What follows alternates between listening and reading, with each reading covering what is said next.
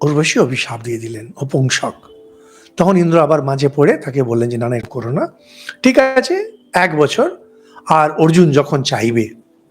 উত্তর বলছেন খুব ভালো করলেন, কারণ আমার মনে এটা সংশয়, আপনার মতো পুরুষ নপুংসক কেন?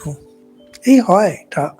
আমি, আপনি যারা শুনছেন, অনেকে যারা শুনছেন না, বীর তো আমরা সবাই।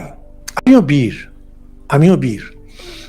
শুধু অর্জুনের মতো শক্তি না, শ্রীকৃষ্ণ, শ্রীরাম, ভগবান শিব, সমস্ত শক্তিকে মিলিয়ে যা হয় সেটা আপনি নিজে।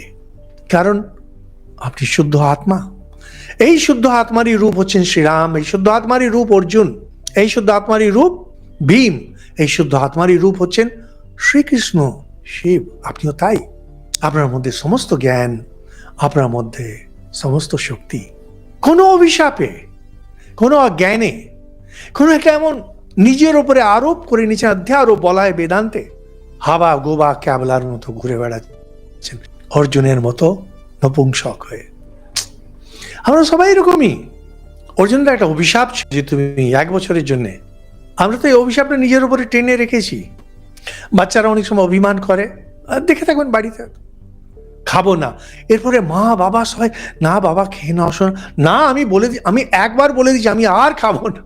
তো আমরা ওরকম নিজের উপরে আরোপ করে নিয়েছি কি না, আমি শুদ্ধ আত্মা না, আমি দেহ। ব্যাস, ঘুরতে থাকো।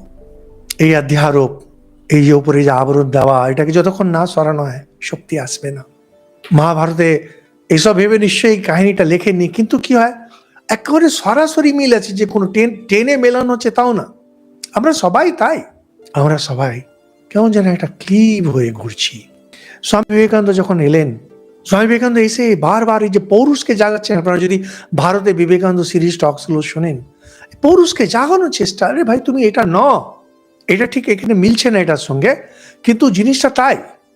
সমস্ত শক্তি, সমস্ত জ্ঞান আমার ভেতরে আছে, আপনার ভেতরেও আছে।